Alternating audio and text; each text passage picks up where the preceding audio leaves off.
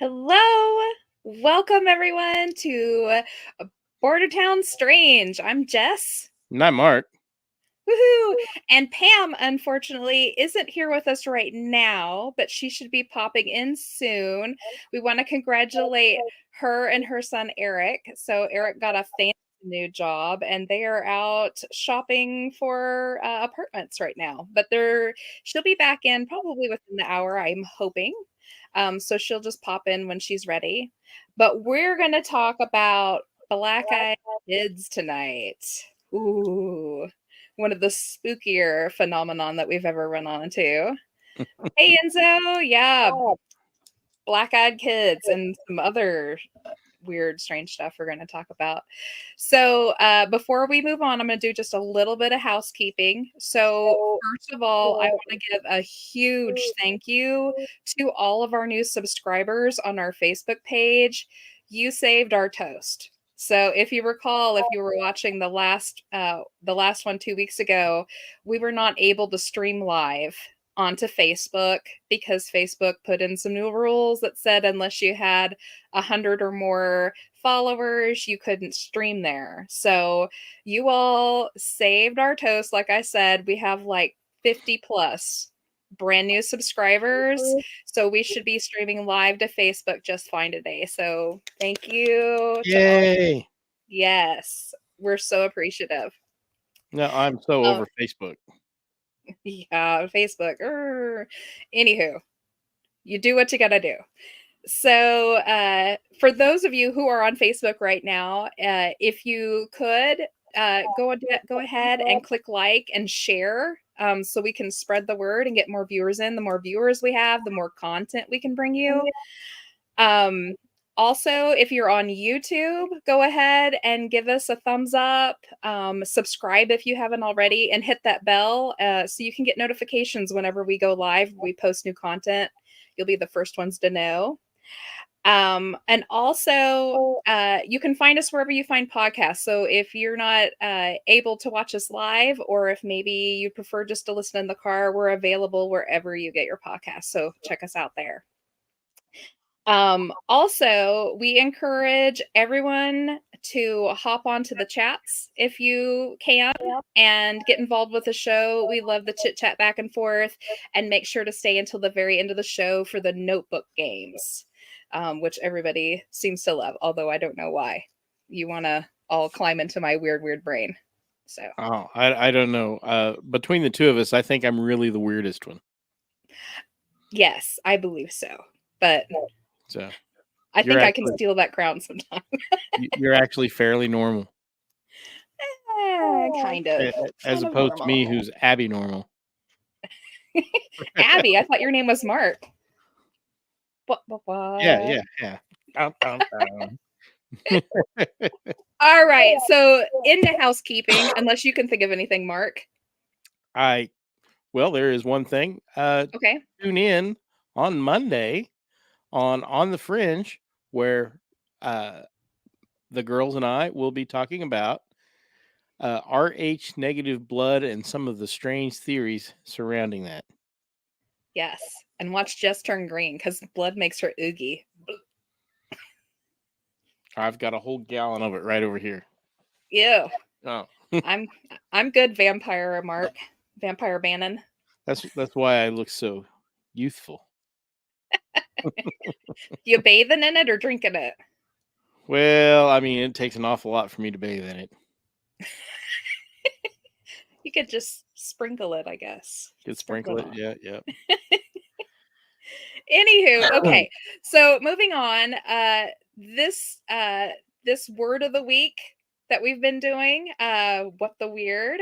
There we go. Mark, pull up our little graphic this time. So this week we're doing Uncanny Valley. So, Uncanny Valley is the eerie sensation one feels when they encounter a robot or computer generated character with human like characteristics.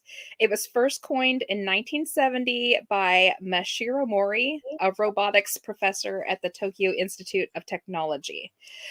This is a very little flatline definition. It also involves things like mannequins, baby dolls, anything that kind of shows a human form. Now, the reason why we often use this term is because it comes along with a lot of situations. So, like haunted baby dolls, people being scared of mannequins, that weird trippy feeling that you get when you see something that's just almost human looking, but not quite. And it really fits with our BEKs this week because these kids are really just, they look like normal kids, except for there's just something a little off, plus the black eyes. One of the interesting aspects to the uncanny valley, there's actually two theories that go along with this situation that kind of feed into like the paranormal side of things. The first theory is that um, when it comes to uncanny valley, the existence of this like deep ingrained fear of something close to human but not quite. Some people think that it may mean that we have a natural recoil left over from from our ancient ancestors who might have had to deal with a predator of some sort. And a lot of people think that maybe it might have been some type of an alien situation. We have a natural inbred fear of these things that don't look quite right left over from what our ancient ancestors kind of had to put up with. So that's one theory. And the second one is that the uncanny valley may be related to how we perceive death. We naturally fear death, and dead bodies can be dangerous to us because of risk of infection, or death will be caused by whatever killed that body. So our natural instinct would be to avoid them or to be nervous or scared around them, which a lot of people are. People are often scared to be around a dead body. So those are the two theories that kind of feed in to what Well, we often talk about. I kind of get that because have you ever looked at the old tintypes from the mortuary photos where they posed the dead body up with the family for their last photo? Yes, And they're creepy. they are. They give me chills just thinking about it. It's freaky. But that's our what the weird word of the week for all you all. So when you hear us talk about Uncanny Valley, you know what the heck that we're talking about. So to get this night started, like I said, we're going to be talking about the black-eyed children. Um, we're going to explain, if you don't know what black-eyed kids are, we're going to explain tonight what those are, but I'm going to start off with a story. We're going to have a little story time to start off the week this time. So I'm just going to hop right into it and let this story unfold. And I'm going to read it verbatim from the horse's mouth. My internet service provider used to have offices in a shopping center before they moved to their lush accommodations elsewhere. There was a drop box at that original location. The monthly bill was due, and thus there, but for the grace of the net went I. I was It was about 9:30 p.m. when I left from my relatively isolated apartments. It's about a 10 or 15 minutes or so to downtown, which was Abilene, by the way. This gentleman was in Abilene, Texas. Right next to Camelot Communications' old location is a $1.50 movie theater. At that time, the place was featuring that masterwork of modern film, Mortal Kombat. So you guys can guess how long ago that was. Late 90s. I It was drove by the a terrible theater on the movie. way. Hmm? That was a terrible movie. It was. He didn't miss anything. I drove by the theater on the way into the center proper and pulled into an empty parking space. Using the glow of the marquee to write out my check, I was startled to hear a knock on the driver's side window of my car. I looked over and saw two children staring at me from the street. I need to describe them, with the one feature that I didn't realize until about halfway through the conversation clearly omitted. Both appeared to be that semi mystical stage of life children get into where you can't exactly tell their age.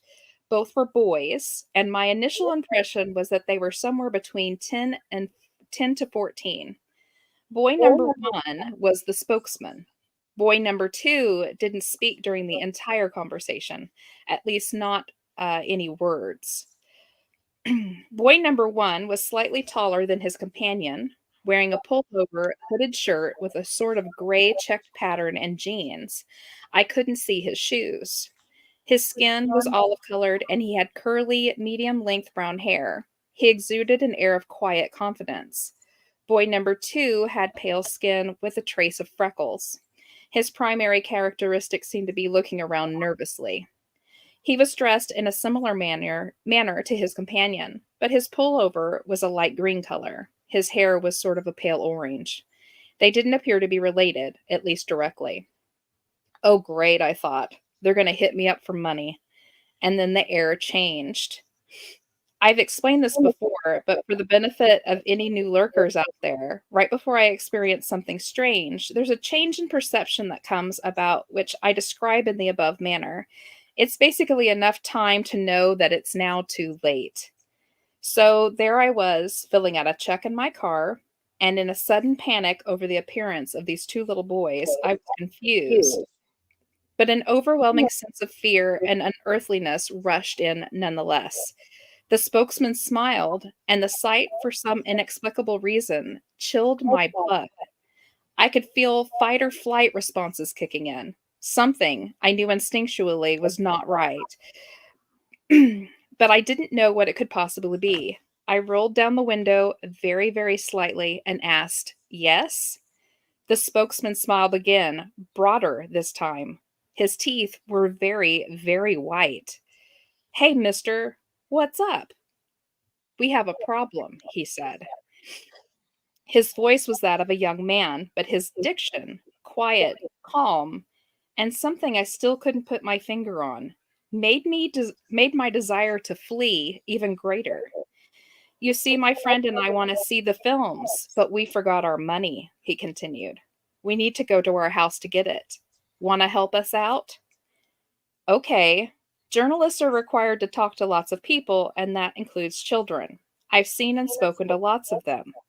Here's how that usually goes. Mister, can I see that camera? I won't break it or anything, I promise. My dad has a camera and he lets me hold it sometimes, I guess. And I took a picture of my dog once. It wasn't very good because I got my finger in the way and blah, blah, blah, blah, blah." Add in some feet shuffling or body swaying, and you've got a typical kid talking to a stranger. In short, they're usually apologetic.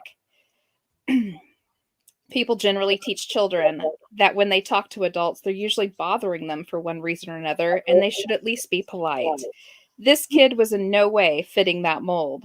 His command of language was incredible, and he showed no signs of fear. He spoke as if my help was a foregone conclusion. When he grinned, it was as if he was trying to say, "I know something, and you're not going to like it. But the only way you're going to find out what it is will be to do what I say." Well, was the best reply I could offer. Now here's where it starts to get strange. The quiet companion looked at the spokesman with a mixture of confusion and guilt on his face. He seemed in some way shocked, not with his friend's brusque manner, but that I didn't just immediately open the door. He eyed me nervously. The spokesman seemed a bit perturbed too. I still was registering something wrong with both. "Come on, mister," the spokesman said again, smooth as silk. "Car salesmen could learn something from this kid. Now we just want to go to our house, and we're just two little boys." That really scared me. Something in the tone and diction again sent off alarm bells.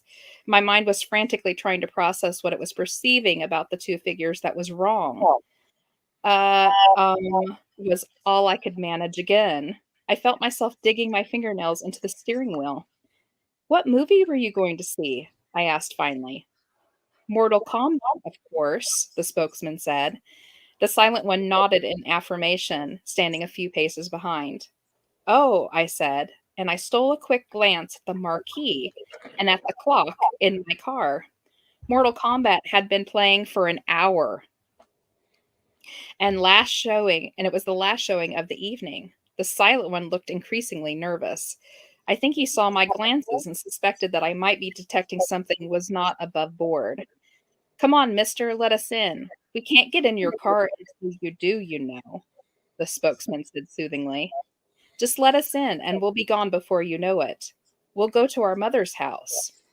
We locked eyes, and to my horror, I realized my hand had strayed towards the door lock and was in the process of opening it. It pulled away, a bit too violently, but it did force me to look away from the children. I turned back.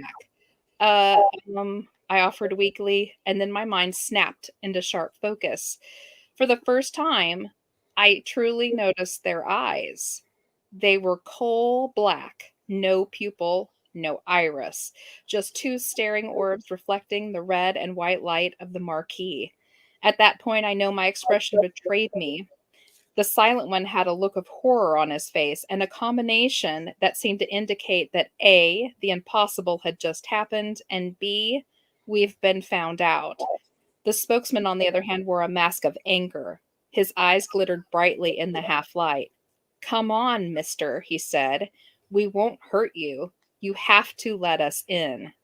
We don't have a gun."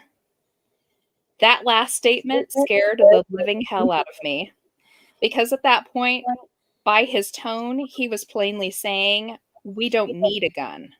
He noticed my hand shooting down towards the gear shift. The spokesman's final words contained an anger that was complete and whole, and yet contained, in some respects, a tone of panic. "We can't come in unless you tell us it's okay. Let us in." I ripped the car into reverse and tore out of that parking lot. I noticed the boys in my peripheral vision, and I stole a quick glance back, but they were already gone. The sidewalk by the theater was deserted. I drove home in a heightened sense of panic. Had anyone attempted to stop me, I would have run on through and faced the consequences later. I bolted into the house, scanning all around, including the sky. What did I see? All right, so that story was by Brian Bethel. Now, I want to say first, before you jump to any conclusions, yes, it's extremely well written. He is a journalist, but he is not that kind of a journalist. This story wasn't written for the paper that he worked on at the time. He didn't actually post it until 2 years, I believe, after this happened to him. And he posted it to just like, I believe it was like a Reddit board or some type of a board. It wasn't Reddit. Some sort of email list. Yeah. Exactly.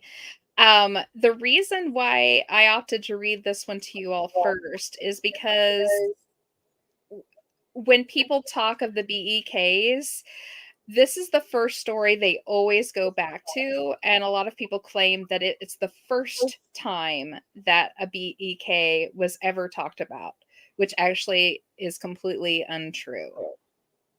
And we'll be going over that tonight and maybe into a second one because this one might run long also. Especially when Pam gets here with all her data. Yeah. So, yeah, Brian Bethel was not the first person to ever encounter a black-eyed kid. It is, however, the first time they were called black-eyed kids. And like I said, we will go over all of that tonight and into the next show. So let's talk about what are black-eyed kids? What are their attributes? What what do you think some of the attributes are, Mark? Well, they are always somewhere between 8 and 16. Yes, they They're are. always dressed innocuously with their features hidden. They Yes. like to be staring at their feet while they talk to you at first, and they Mhm. always want to get in your house, your car, or what have you. Yep, very And true. there's always something wrong. They just creep you out. You know that there's something wrong. It's like you said, it's like speaking with a corpse. Exactly. Like, they're often, some of them will speak in almost a monotone, robotic voice, Machine like, yeah. usually with a vocabulary of that of an adult, and they will often use words that a child would not even know, right? Right. So they often repeat themselves also. They'll sit there and just repeat and repeat, let us in, let us in. I want to use your phone. We need to use your phone. And they'll We're often lost. say, yeah, they'll often say things that absolutely make no sense whatsoever. We do have a number of stories where they ask for something just completely inexplicable. One kid asked for the telegraph. Let me in. I need to use your telegraph. So you're going to hear stories like that tonight. Um, they always, however, ask for permission to enter. It's kind of that vampire. Very vampire-esque, isn't it? Yes, they always ask, and they won't cross your threshold unless you say so. And we do have a few stories where you get to find out what happens if you allow the black-eyed kids into your house, and it's not a fun ride, Nope. right? I listened to several of those today. They were trippy. Yeah. Um, Hmm. Another attribute is that they always seem to just disappear right after the encounter, um, usually very quickly, and there's no reason for them to have gotten away that fast. Enzo says, "Sorry, kid, I lost my telegraph during the Carrington event." Yeah. For those of you who don't listen to the What If Tomorrow podcast, look up the Carrington event. It's quite illuminating. Something else, they almost always come in pairs for some reason. There's usually 2 of them. One's usually just shorter than the other. Um, They also, another oddity to them, a lot of them have a very bad odor. Usually it comes off with a smell of mold or mildew and fecal matter. Eugh. Yes. Luckily for most people, because they don't allow them into their home, uh, don't usually get the whiff of that unless, the wind's in the wrong direction. Um, And another thing they have going on, you're going to notice tonight, for those of you watching live, that there won't be any graphics up. Pam and I love posting pictures so you all can have a visual. There is no known picture of a BEK, and there's no known video. And there's a reason for that. They actually tend not to show up. I've found many cases where they should have been on video in stores and outside in parking lots or people's ring cams. But something always happens to disrupt that, or you never see them in the video, even though it's happening in real time. So that's something else like very vampiric, if you ask me. Uh, so Yeah. yeah, no photos, unfortunately. That hasn't happened yet. So maybe someday somebody will catch a picture of one, There's although lots I of don't know if I want to see purported it. photos, but they're all, you can tell that they were staged. Yes, it's very easy to stage Black Eyed Kids photos. In fact, the ones from our flyer for tonight's show, I did. So, Yeah, I mean, it's pretty easy with Photoshop in it. yeah, it's pretty easy to just black out some eyes. It doesn't take a genius to pull that one off. Yeah, I mean, and you'll Yeah, find lots of images online, but it's all art. yeah.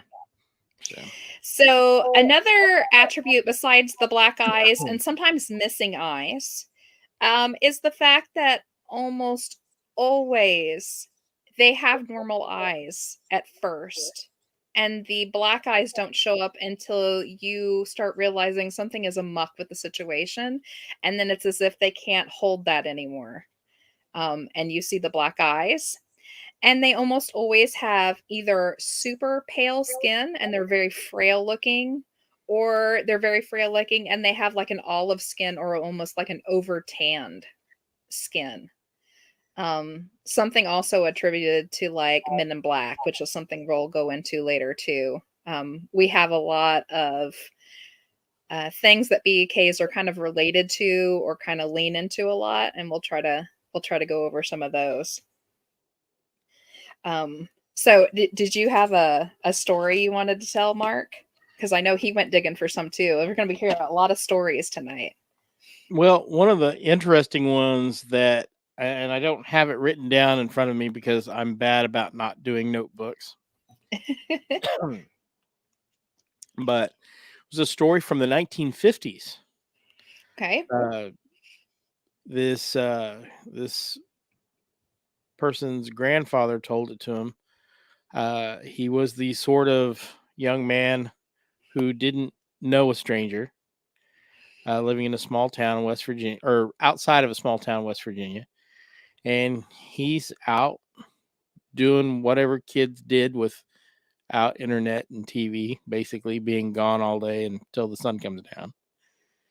And he sees this kid leaning up against a fence. So he walks up and says, "Hey, how are you doing? What's going on?" And, this kid knows every child within like a 20-mile radius. And the kid basically is spouting nonsense. Just something doesn't seem right. And as they're talking, the kid he finds demands to be led into this young man's house. And at this time, he gets real uh, upset and is like, something is wrong here. This is not right. And he tries to make excuses. You are going to take me and lead me to the house. So the kid turns and runs. About halfway to the house, he hears this horrible, god awful scream.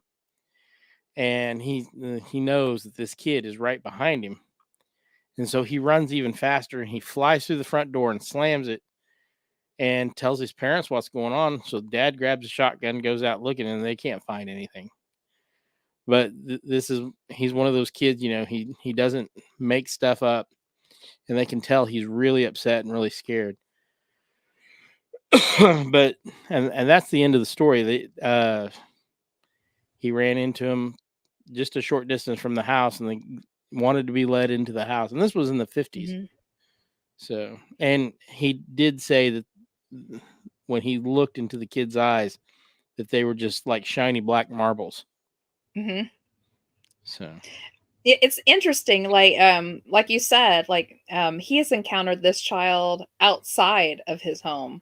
in the Uh, daylight, yeah, in the daylight, didn't even come knocking on the door, but yet they always still ask to come into your house or into your vehicle.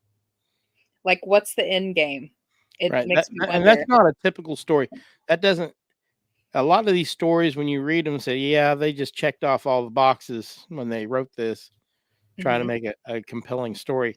This one didn't check off all the boxes. The only thing it really had to go with was that the kid was strange, asked to go in the house, and had strange eyes. mhm. And then the scream, which I thought was interesting because it's Yeah, different. it's different. So, um, you're always gonna run out there. They wanna come in the house or they wanna get into your car, and what the end game is, I don't know. More often than not, people turn them away because they get that rush of weird feelings.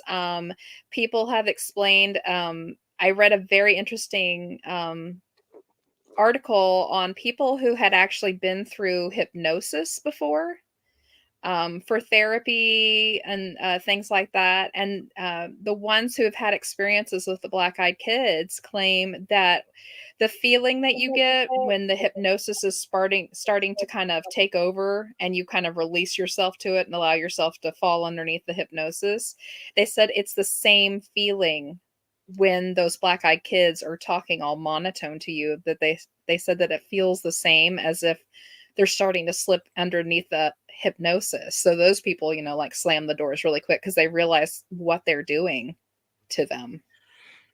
They just nope right on out of there. Yeah, they no pronoun out of there. Now earlier I was talking about, some of the weird things that they'll say, as if they don't understand exactly how our world works, but they're trying to like assimilate somehow. I have a little short story here that I just thought I had to add it in because it's nutty what this black-eyed kid says. So this guy says the first thing that should have tipped me off to the peculiarity of the situation was the fact that someone was knocking at my door at 6 in the morning. So here's another one where it wasn't even at night, it was 6 in the morning. The second thing that should have dawned on me is this kid had to reach over a rather tall patio gate and latch it and open it. The knock at my door was startling. My wife and I were getting ready for work, a pretty normal routine. The moment I opened the door, I was overtaken with an inexplicable sense of fear. To this day, I can picture him. Teenager, average height, average build, knee length black leather coat, short black hair, and sunglasses. The sunglasses at 6 a.m. struck me as odd, and even more odd, he was eating an apple. He was very polite and asked if he could come in and warm up. I said no. I closed the door and slid the security chain in place. A moment later, another knock. I opened the now chained door, and before I could speak, he asked again if he could come in and warm up. No, I replied, and attempted to close the door.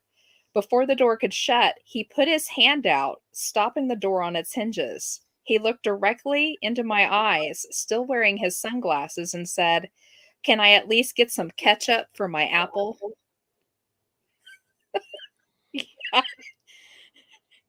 Be F gone with you, that. Satan. Yeah. F that, I replied, albeit a little confused. Get the hell out of here. My wife is calling the police. He takes a moment to let this information sink in, lowers his glasses, revealing eyes as black as obsidian, and says, "No, you won't be calling anybody." At that moment, I forced the door closed, locked it, and called out to my wife. She's scared and hiding in the bedroom. All jacked up on adrenaline, I ripped the curtains back to look out the window next to the door. He's gone. Absolutely no trace of him. I go out on the patio and check the gate, and it's still latched from the inside. That was messed up, I think to myself as I turn to enter the house. I notice a half eaten apple lying on the ground. Eee. Yeah. I don't know No, what's worse, the creepiness no. factor or the thought of ketchup on an apple. I mean, if that's not a sign that Satan is at your door, I don't know what is. Oh my What gosh, could you what imagine that? kind of ugh. Yeah. Oh, it's terrible. But yeah, they say these super odd things. Um, Like they almost get your society, but not quite. yeah, and this is a good time to kind of lead off a little bit. So, th- their weird way of talking, their weird vernacular, as if they don't quite understand how things work in our society or what particular items are for, or what they do, really reminds me of the Men in Black. So, especially if you go back to John Keel and Gray Barker really were the ones to really push, the Men in Black kind of agenda. Like they were the ones to really kind of blow it up. I happen to have my copy of Mothman Prophecies. Enzo says everyone knows you're supposed to use mayonnaise on apples. I'm good. I'm gonna stick with just if I want to add anything, maybe a little cinnamon or sugar or something. But I don't Well, think I I need ketchup or mayo. oh I'm good. no, Blech. no. So, I grabbed John Keel's book.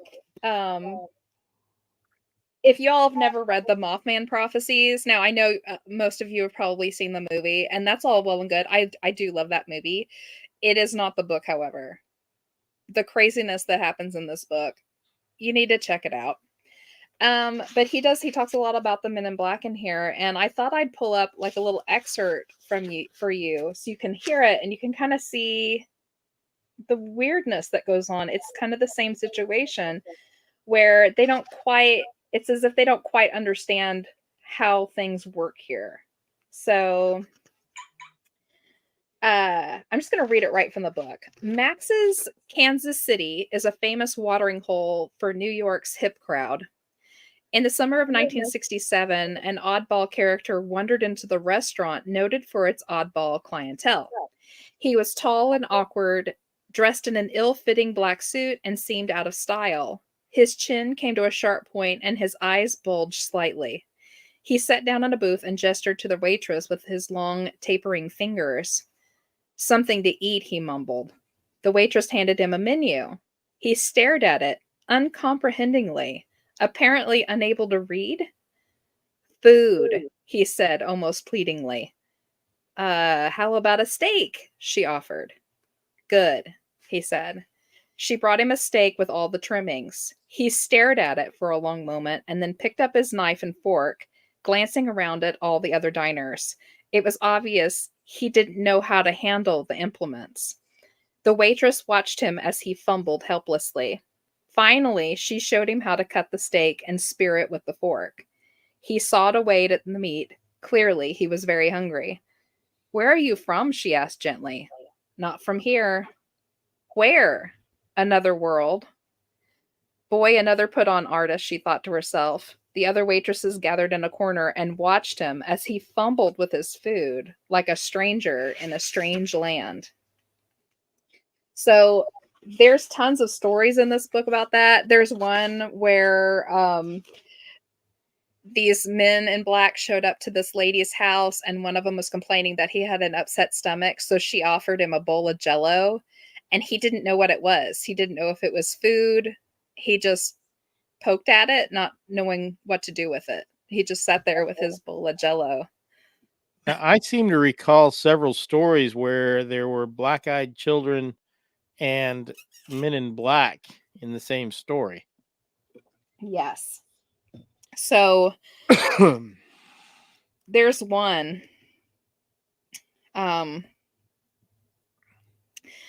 It's actually one of the ones where they let someone in. Where Yeah, they that let one them didn't end in. well, if I recall. It does not end well. It's very long. I'm probably not going to read it verbatim because we would be here forever. Yeah, it's long if I remember it correctly. Yes. But I will give an overview so you guys can hear it. So, I believe it was in Virginia, if I'm correct. Middle of the night, banging on the door. Husband gets up to answer it. Wife hears what's happening and she stumbles in after him, watches him open the door.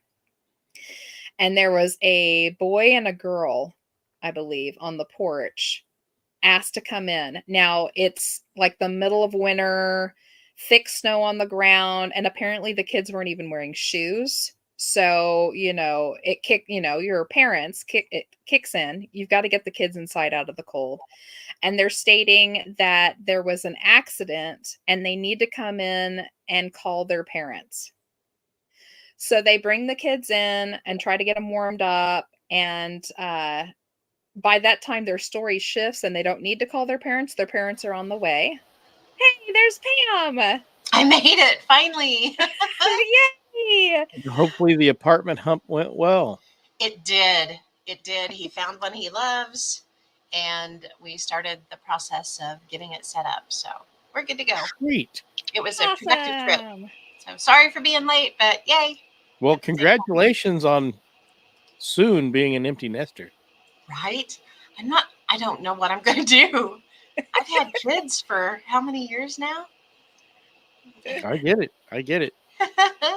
Hi, Enzo. Hi, Enzo Chris. and Chris, yeah. Yay. Okay, so we were just talking about like ketchup on apples and telegraph machines. And now we're talking about what happens when you let them in the house. So Oh, nice. yes. So husband had just let the kids in. The kids' stories changed to suddenly they don't need to call their parents anymore. Their parents are on their way. So the lady goes off to the kitchen to make them some hot chocolate to get these kids warmed up. And when she comes back, her husband is very ill and has a horribly bloody nose. Yeah. And the cats have scattered. They had several cats. They're scattered and scared, shaking in corners. And the kids are sitting there just saying over and over again, our parents are coming. Our parents are coming. She runs off to go get Kleenexes for her husband's bloody nose. And while she's in the back room getting Kleenexes, the electricity goes out in their house. She's making her way back up the hallway. And they're standing there all Stanley Hotel creepy like at the end of the hallway, silhouetted, staring at her. And that's when she realized that their eyes were dead black. And she started getting very scared. And she made her way back into her husband. And he can't get the bleeding to stop.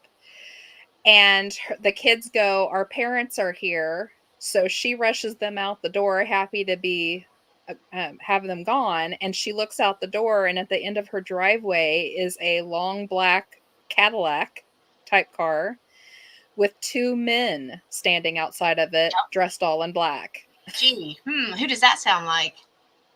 Right? Mm-hmm. Unfortunately, there's a story, it does not end there. Her husband ends up deathly ill, ends up with a terminal skin cancer. Yep. And she also goes through like 30 different illnesses in the weeks afterwards, too, which later on we find out are kind of akin to poisoning by Radiation. radiation. Mm-hmm. So they're not only are we touching on Men in Black, but we're also touching on UFO experiencers, people who have had been exposed to the underside of UFOs, also have this problem with this radiation irritation and illnesses that come along with it. So, yep. And it's interesting because a lot of UFO experiencers also have experiences with black-eyed children. Yeah. Enzo says, didn't the pets die too? Yes. Now, no, not completely. Not all of them. One of them died. Oh, bloody vomit. Yes. Yeah. The first one, started vomiting blood and was dead within a couple of days. Yeah. The other two cats, they never found. Ran away. Well, they couldn't run away. away. They had never left the house, and there wasn't any way for them to leave, apparently. They just disappeared from inside the house and were never seen again.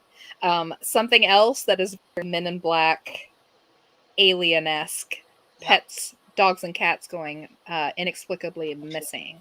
But So, who else Eaten by does that? alien space monsters. Who else does that go along with? Thank you for the snack, lady. It's also pretty prevalent in face stories too. Yes. Yeah, which we will totally get into too. Like I was telling everybody watching, I was like, we're going to touch on so many different paranormal aspects that this is just going to lean into. Yep. It's like we say, it's all connected. For sure, especially when. And I think some of the old stories about meeting the devil isn't he supposed to have black eyes or demons? Demons. So we're going to get into like Catholicism, and we're going to get into old Indian mythologies, and we're going to get into Celtic folklore, and we may need 3 episodes. There's a lot to cover when it comes to black-eyed kids. You wouldn't think there would be that much, especially, I don't know what you've hit on yet and what you haven't, Jess, but did you talk about Brian? Is that his name, Brian? I forgot his name. Yeah, Brian Bethel. So I'll just run over it for Pam really fast. So we started off, I literally read Brian Bethel's story. Okay. Verbatim, just to lead off. I talked about the fact that Brian Bethel's story is not the first, although it's the first time it's called Black-Eyed Kids. Correct. We talked about the attributes of the Black-Eyed Kids, kind of what falls into every story, what they wear, what they do, what they say. The fact that they've never been videotaped or photographed. Yes. They don't show up. And we started really talking about the oddities that they said, like asking for your telegraph machine and things like that, Catch and it how for that your was kind of apple. related to the Men in Black. Is it food We kind time? of went over, I read excerpts from John Keel's Mothman Prophecies to show kind of the Nice. likeness in the stories. Mhm. And then we just talked about, because Mark brought up the fact that weren't the Men in Black involved with some of these stories, and yes, they were, and we were talking They are. about that one. So that's where we're at. Okay. Thank you for the catch up. Absolutely. You And want got- some on you your got that apple? on your Sorry, apple? guys. You want that on your apple? It's one of those stories we read. Which is crazy. Yeah, It because is. Enzo says everyone knows you use mayonnaise. Blech. Like fish. It's like fish sticks and custard. Come on. Don't knock it till you've tried it. I like mac and cheese I'm sandwiches. sad. There's got to be somebody that catches that reference. I got it. You caught it. You got it. Okay, so another, I have another interesting story. This one was actually a favorite one. We did BEKs on Mark and Phil's show, What If Tomorrow on the Fringe, like a couple of years ago. It's been August a little of while since we did it. 22 is. Yeah, it's I been a have while. my notes on it. It was August of 22. Yay, Chris Yeah. got it, and Enzo. Woohoo! Doctor Who. It's a Doctor So- Who. I haven't watched The Doctor since that guy left. Really, since Matt Smith left? No, You I know, couldn't. I I didn't couldn't watch very stand much. watching Capaldi, and I just got out of it. Yeah, I didn't watch. I watched 1 or 2 episodes with Capaldi, and that was it. Yeah, that's about as far as I got. Sorry, Jess. She's No, like, it's okay. "Oh, my kids, come on, bring me back around." Where's that stick? So what I was saying is Girl. when we did the guys' show, we did like a little mini competition to see who could find the weirdest stories, because back then we didn't know as much as we know now. So I was talking to Mark backstage before we started the show tonight. Since we've had that show, like 8 new books have been written about the BEKs. So much Yes. more research has been done. So comparing to when we did the show 2 years ago till now, we have like quadruple the amount of For information. sure. I barely. I mean, I had like a page and a half of notes from Mhm. our last show, and this.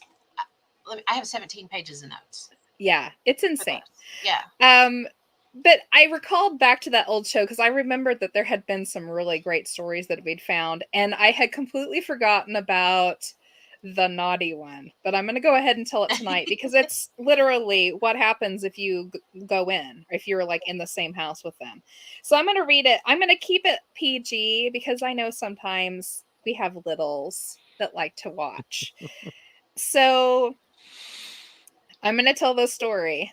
It is something. So it says, my friend took a road trip to see a friend near Arcata, California. They visited, said their goodbyes, and he stopped by a bar to have a drink before going to his hotel for the night. The bartender was a beautiful woman, and she served him and chatted and smiled. After a few more drinks, the woman told him that he could stay at her place. She said to leave his car there and she would drive him back the next day, as her place was hard to find and somewhat remote. He took her up on it. Shocker.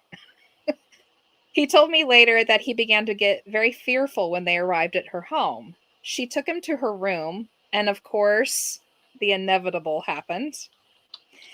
He said that he was actually frightened of her then as well. And I made this comment the last time. He was scared to pieces about her, but they still did the deed. Wasn't that scared? Men. I mean, That's what I said back then. what Men. can I say? What can I say? The male of the species is not the brightest bulb. He is not. Now, Oh, Enzo. he put ketchup on her apple. Oh, It Enzo. was mayonnaise. Oh, Mark. Oh my goodness. Maybe I shouldn't have read this story. It's turned bad. Oh my Oh god. my gosh. Okay. Moving on.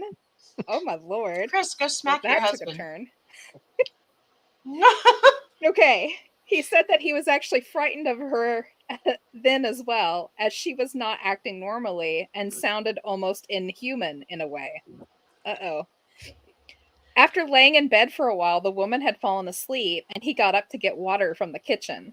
As he was walking to the sink, he saw numerous small, frightening looking children walking to and fro about the place. It was a large 2-story house, and he wondered what they were doing up at 2 to 3 a.m., if they had school the next day. He also said that they looked at him with completely black eyes, and he was terrified of them. And he had a terrible feeling about them, too. It turns out that the woman did own the bar, and she did return him the next day. She forced him out, and he had to walk to the highway. I met up with him a week or two later, and he seemed perfectly fine, but a little frazzled. About a month later, this extremely healthy, athletic individual was diagnosed with bladder cancer, and no medication or treatments would impact his condition. He believed it was directly related to that experience with the black-eyed children in Arcata. He died 6 months after. Oh my God. So that's what happens when a freaky lady that scares you half to death, you sleep with her anyway, Yeah. with her house full of demons. Demon spawn. You know what? It kind of reminds me of that story. If have any of you guys watched American Gods? Neil Gaiman. It's one of the first episodes in the show. That kind of reminds me of that. Enzo. Yes, Enzo, we've been looking over your internet history and we're very disappointed. Although I did take some notes. Very rarely do you find a story where they've actually interacted with them in some way where they were like inside a home with them. But when you do, I've never found a story where they came out okay on the end. No, and it's always cancer. Mm-hmm. Yeah. Another interesting one I found, and I didn't save it because it was so long, but I'm going to give you the rundown on it. It scared the bejesus out of me. Probably didn't help that I was reading it late last night at like 2 a.m. because I couldn't sleep. Probably shouldn't have been doing that.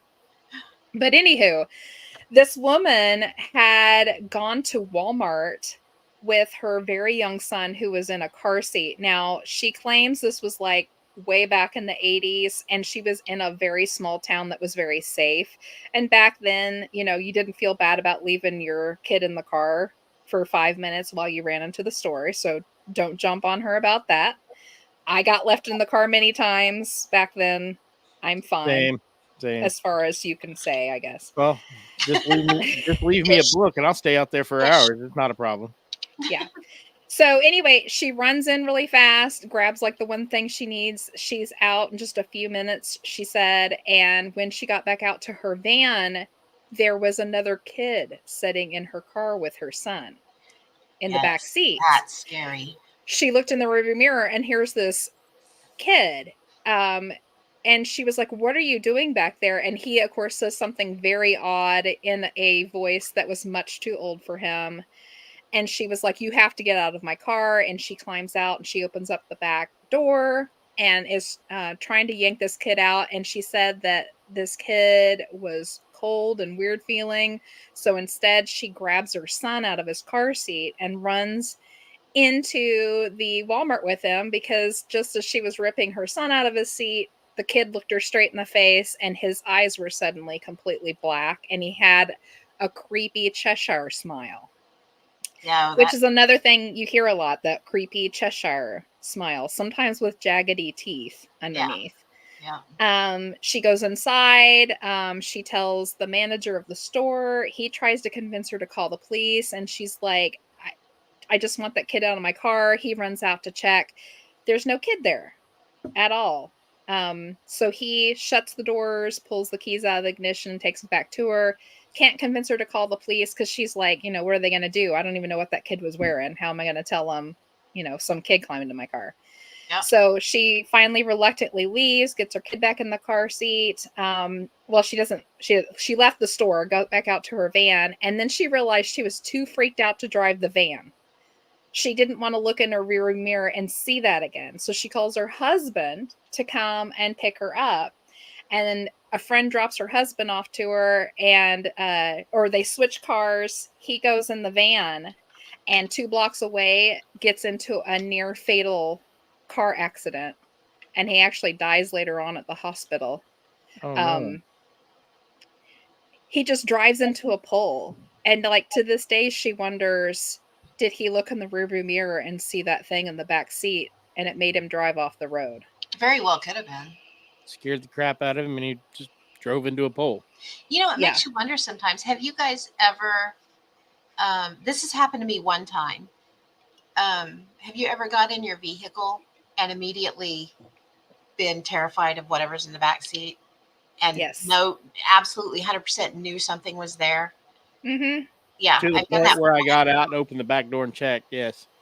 Yeah, I've done it one time, and it was late at night, and I was by myself, and it scared the bejesus out of me. And I still, to this day, I don't know what it was, but I know it was something. And I don't normally do that. I don't normally have that problem, so I don't know what that was that particular night, but that was 2 or 3 years ago. Yeah. It happened to me one time when I lived in Winfield. I was just like, there's somebody in this car with me, and I couldn't see anything. I got out and looked, and there was nothing back there, and it's like, So it kind of makes you wonder. And I know I'm sure we'll get into this later. What are they really? Who knows? But I obviously they can appear and disappear just like that. So it wouldn't surprise. And I'm not saying there was a black-eyed kid in the back seat of my car, but there was something back there, and I have no clue what it was. Some kind of weird energy for sure. Well, we can talk a little about what some people's theories are and what they think they are. So we've already kind of discussed that maybe they're related to the Men in Black some way. Mm-hmm. Some people are like, are they like little Men in Black? Or are they like not done growing? Are they hybrids? Another popular one is that maybe they're aliens. A lot of people think that maybe they stole some kid skin suits. Well, it makes sense. Most of the time, especially grays, when you talk about grays, they're not usually over 5 feet. They're shorter, between 3 to 5 feet. Maybe that's why the black is showing through the eye holes.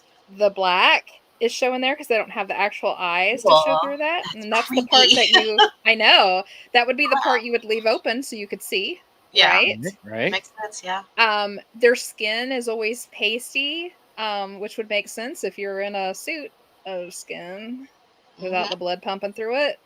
The smell, they always say there's like a terrible smell that comes along with that.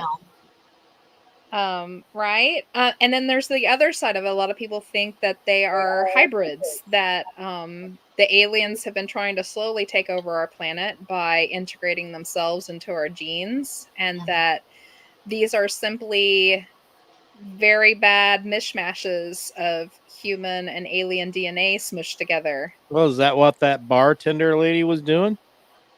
Yeah, maybe.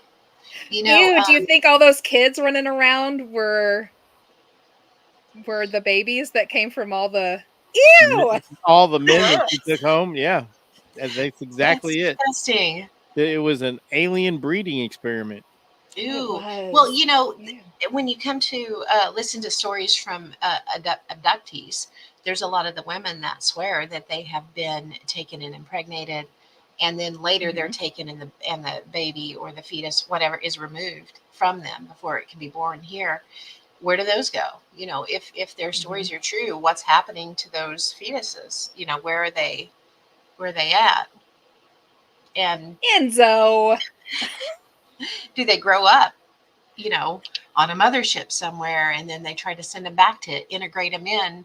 But what's their purpose? That's the interesting part. And they never quite have their finger on the pulse of our reality. It's like they're 50 years in the past, Well, their clothes are off, or their manner of speaking is off. Like you said, they're asking for the telegraph. They don't know how to use a doorbell. That's a big one. They knock. and see, knock. that brings me to interdimensional. Yeah. What if they're from a timeline that just isn't quite right compared And to ours?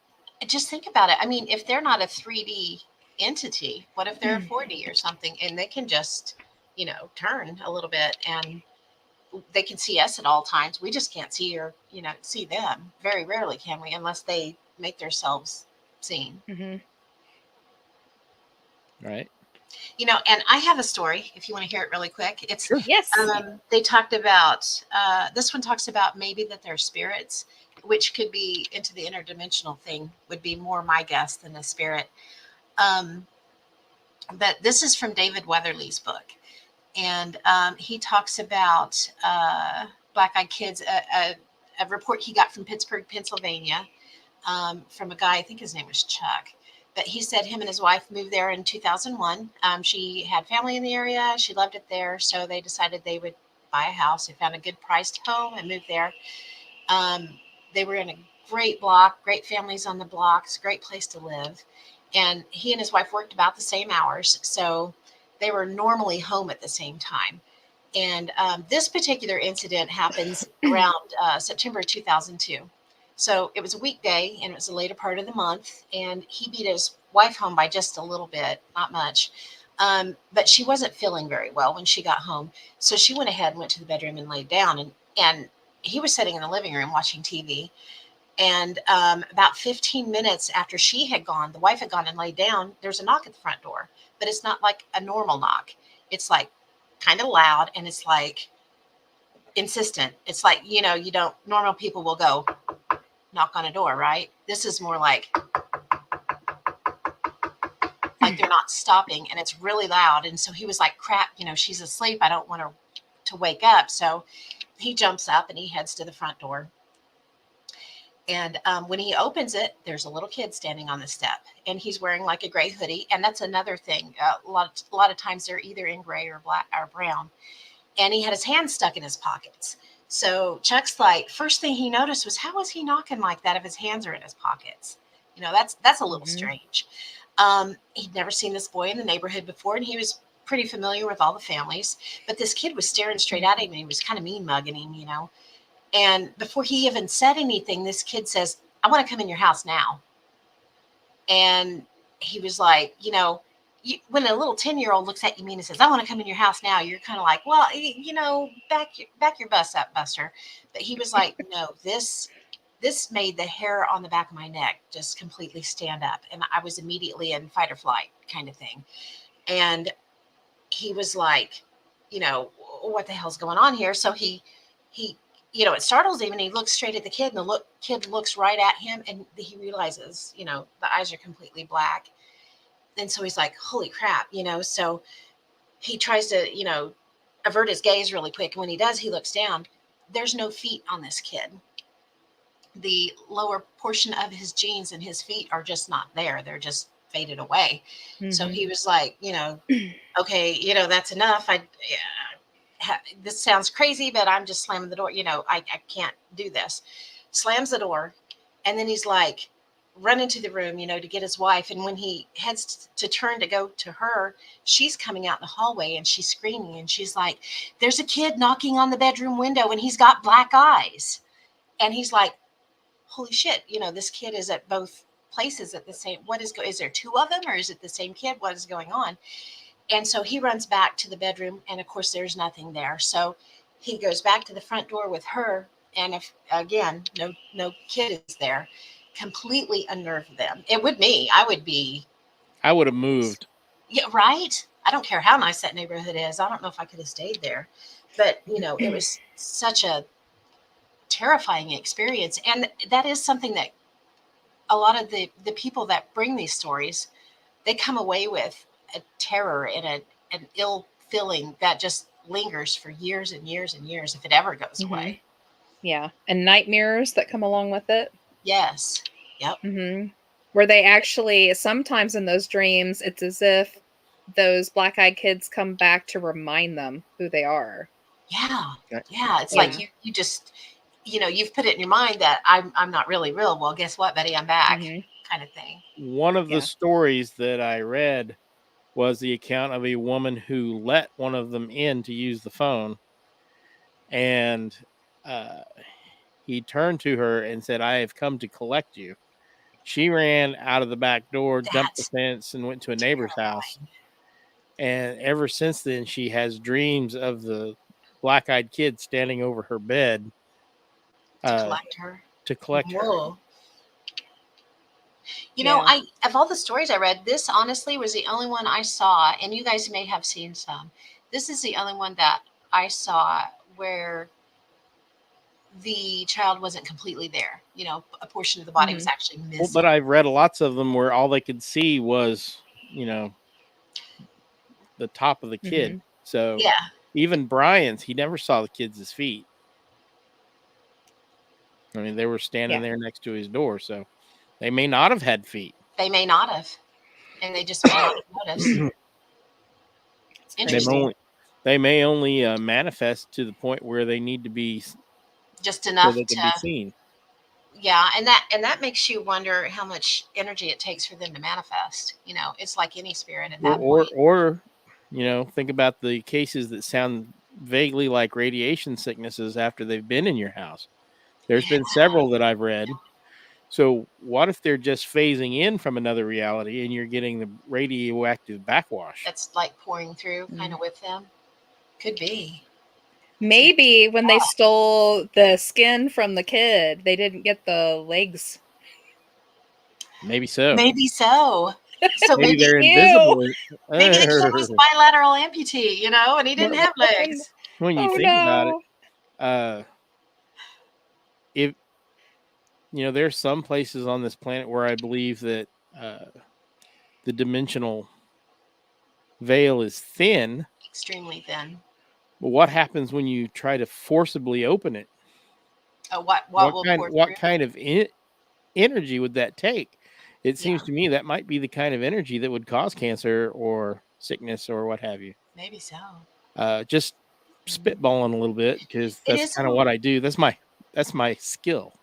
It's not only is it terrifying to think about if these things get in your house, that and I'm going to say the majority of the time, I could be totally off base with that, but it seems like my experience in the stories that I read, the majority of the time, if they are in your house, you're going to be ill or you're going to have effects from it, some type of medical effects from it.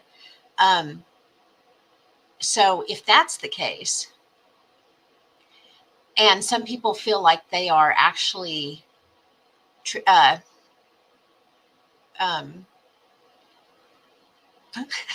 I lost my words.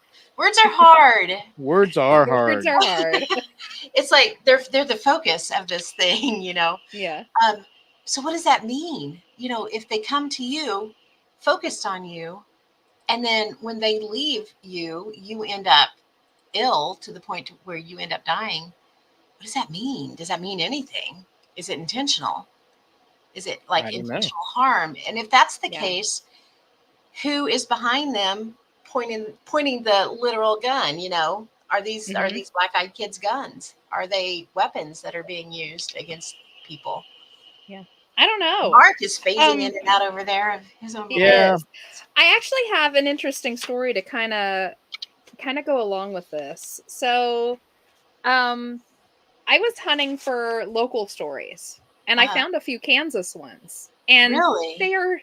I have 2 Kansas ones that are super interesting that have a detail that is different from the other ones. But I'm going to read these couple of these to you guys just to see what you think, because I thought they were so interesting.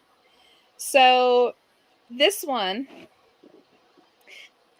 it doesn't say where in Kansas it is. It just in Kansas. He did it kind of anonymously, this dude did. He sent this in. So it said, my experience took place several years ago in Kansas. Looking back, the most bizarre thing about my experience was how quickly these things showed up. I walked through my front door from my porch and turned around to lock it. When I turned back, there was suddenly a knock. So he literally walked into his house, turned around, just as he was going to lock the door, there was a knock. So these kids had to have been right on his butt, but there hadn't been. Yeah. Right? He would have known if they were behind him when he went in the house. Yeah. I turned around and saw them 2 kids. One looked like it was in his early teens, the other looked about 11. The older one was knocking. He looked panicked, and he was really pounding on the door. The younger one looked emotionless and didn't say anything. "We have to use your phone." My hand moved forward towards the doorknob, but when I realized it, I yanked it back. So here's another situation where, kind of against their will, they're being almost like programmed to open the door for them. Mhm. I looked into their eyes and saw that they were solid black, and I suddenly knew what these kids were. So this gentleman obviously had read stories about BEKs before. Yep. The oldest seemed to realize what I had seen. He got a look of desperation and said, "I swear to God I won't hurt you." You can trust us. Why would you Because think a that, child could hurt you anyway? I mean, yeah, that is in itself is Yes. suspicious right there. And why yeah, would you say you can trust me? Because that's who you can't trust, is when they're like, oh, yeah, come on, you can exactly. trust me. So he says, "I ran to get my shotgun. Mm. I wasn't going to just stand there and listen to them beg to get in for the next hour." When I came back with the gun, they were already gone. In their place, though, was a young girl. So there's now a young girl standing at his front door. Her hair was very, very light. I remember it almost as white colored. She wasn't trying to get in. In fact, she was looking away. I pointed the gun at her anyway, and I said, "Get the hell out of here." She replied, "You don't need to do that. I don't even want to get in." So I lowered my gun. This girl freaked me out far more than the 2 boys had, and I felt powerless to disobey her somehow. So, like, she's even more commanding. She said, "There were some boys who came by and asked you to come into your house. Is that correct?" And I said, "Yes." And I hoped being honest with her would get her to go away as soon as possible. But she said, "How long ago did they leave?" And I said, "Just now. I went to grab my gun, and when I came back, you were here." And she said, "Excellent. Then they should still be close." Ooh. She said, "Yeah." She said, "Don't worry. You won't be seeing them again." She turned and looked at me briefly, and I got a look at her eyes, expecting them to be just as black as the boys, but instead, they were pure white. No iris, no pupils, just pure white pools on her face that seemed to glow slightly in the darkness. She turned and walked away, and I realized something. I totally believed her. I fully expected that I would never see these boys again. And that was the end of the story. So it's almost a good versus evil, Well, the light versus Yeah. the dark. I've got 2 theories of that. One, she was the overseer and she was going to go smack him upside the head because you're Yeah. doing this wrong. Or 2, you're right. Somebody said, I ran him off. I want to see if I can catch him. Yeah. Yeah. That's what Enzo said. I It wonder if the light haired girl chased off the BEKs. it makes sense. So if you go back, the Astonishing Legends podcast did a 3-part series on Black Eyed Kids too. And if you go back and listen to, I believe it's the first one, they talk about a couple of stories that they ran onto of white-eyed adults Mm-hmm. that would pop up into these stories where there were black-eyed kids, annoying or, going after people, and suddenly these white-eyed adults would show up, and suddenly the BEKs were like, "We're the heck out of here. We're running." Well, and So you wonder if there's like a counterbalance to them, like a the Yeah. reason, I mean, most people are terrified of things that are more powerful than them, say a tiger or other predator like that. So even if this young predator meant them no harm, you would be equally afraid of them because you knew there was nothing you could do. Whether you were not necessarily their prey. And Enzo says angels and demons in a turf war. I would maybe. imagine that an Very, very angel would be possible. just as terrifying as a demon for a far different reason. Oh, absolutely. So Absolutely. Mhm. Yeah, it's crazy. So that's something to chew on. The second one I have for you is going to throw you for a loop. So forget everything that you've heard so far because this is That's going to not be hard. completely different. So Do you know who you're talking to? this is crazy. This is crazy. I was so excited when I found this one because it doesn't match up with anything. I mean, it matches, but it doesn't match. So It's like that one I it, talked about from the 50s. Just this slightly one different. happened in Great Bend, Kansas. Oh, Nice. I know In where Great that's at. Bend. Yeah. So it says, hello, something happened last summer that has left me with many questions and few answers. I was employed at an appliance and furniture rental and sales business in Great Bend, Kansas. One morning, a coworker and I opened the store. When we arrived, we noticed that the back door was open, and when we entered the back room, all the lights in the store had been turned on. It didn't look like a break in because the security latch was intact. So it was still locked up tight, but one of the doors was open, and okay, so there's that. The security system had been disabled. There was no power indicator on the code box. We immediately called the police and the store manager to report the situation. We were told not to open the store and to remain in the back office until someone arrived, because so I'm assuming they think somebody's still in the store. Yeah, sounds like it. Yeah. Yeah. A few minutes later, after hanging up the phone with the store manager, a police officer was knocking on the back door. I let him in and told him what we had found when we arrived. The officer started to walk through the back room and into the showroom when we started to hear a baby cry. I thought that a customer may have somehow entered the store and that they had a baby with them. My coworker and I followed the officer in the direction of the crying. Well, I couldn't believe what I saw. There were two babies lying on a twin-size bed display. The officer told us to stay there while he checked the rest of the store. He had also radioed for another police officer to come to the location. I looked down at the babies, who were both tightly wrapped in dark green cloth. Both babies were quiet and still and looking at me and my coworker. I was taken aback by their odd eyes. Both babies had huge, large pupils that were fully black. I was taken, excuse me, there was no irises, and neither of the babies ever blinked. That's creepy. That is Right? creepy. The And police that was in Great officer Bend? in Great Bend. So the police officer was soon back with us, and he commented on the baby's eyes as well. In fact, he was totally freaked out, so much so that he actually looked scared. The store manager soon arrived as well as senior police officer. We all stood around the bed looking at these strange babies who were laying there quietly staring back at us. Ew. The store manager pulled my coworker and me to the side and told us to go ahead and leave. He was not opening the store until he found out what was going on. We quickly headed to the back door and left. I wasn't scheduled to work until a couple days later, but I had talked to a few coworkers who said that the atmosphere in the store had turned very strange. They had been receiving weird telephone calls, and the security system alarm would trip on several times during the day. I got to work a little early for my next scheduled shift. When I arrived, the store manager was sitting in the office, so I asked him what had happened after we left. He said that two young women who said that they were from the municipal court eventually showed up and took the babies. The senior police officer told him later that he had no idea who the women were, but that he was told by his superior not to impede. He thought that they were probably from McConnell Air Force Base in Wichita. Ooh, Enzo.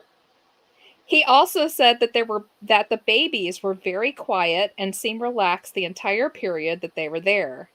I stopped working there not long after. Things were just never the same, and it got tougher every day, especially when odd-looking people would come into the store and just walk around. I didn't feel comfortable being there anymore. I read an article not long ago about black-eyed kids and the theories on their existence. I'd appreciate your feedback because it was sent into a Reddit. Interesting. Black-eyed babies just You know, left in a store. I did run across one story of black-eyed babies, or a black-eyed Okay. baby. Uh-huh. And it was just this woman and her mother. They were in the grocery store, and they had checked out, and they were. She was waiting on her mom. She had checked out. She was by the door, and she's just watching people come through the checkouts. And she sees this lady with the baby, and it's a very small, probably a 6-month-old baby.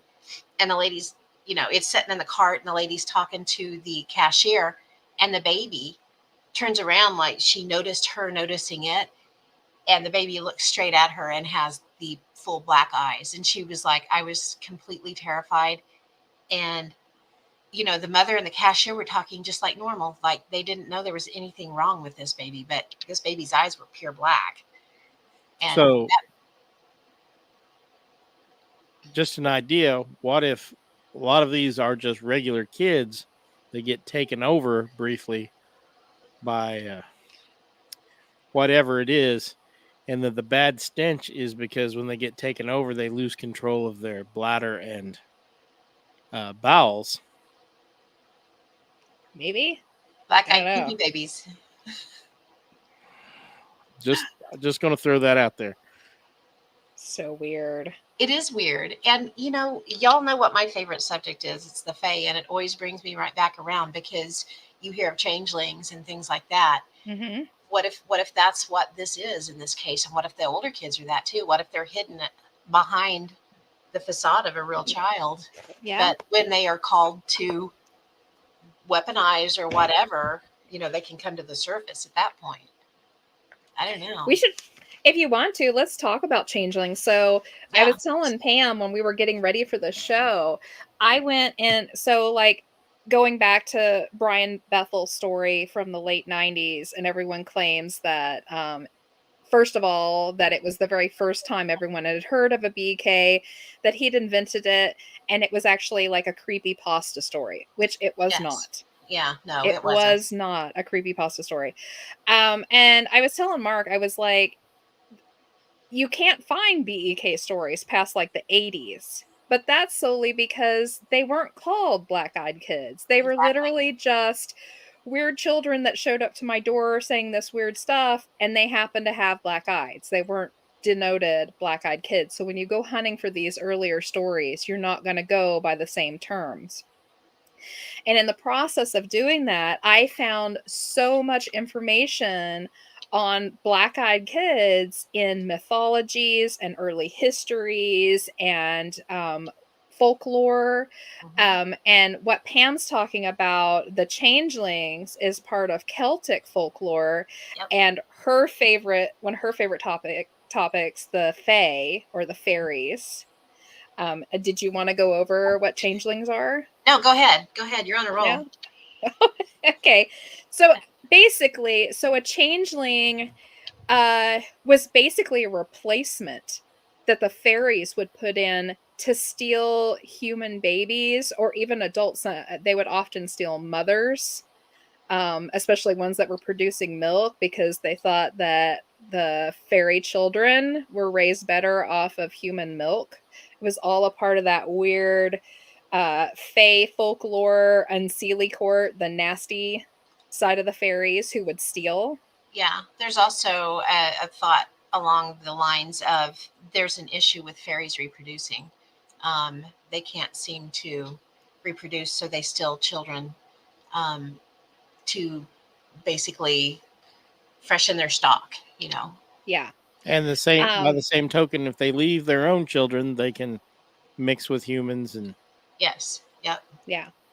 Now, where the black-eyed children come into effect, besides the oddity of maybe children getting stolen, even to this day, some people will check their infant's eyes when they're born.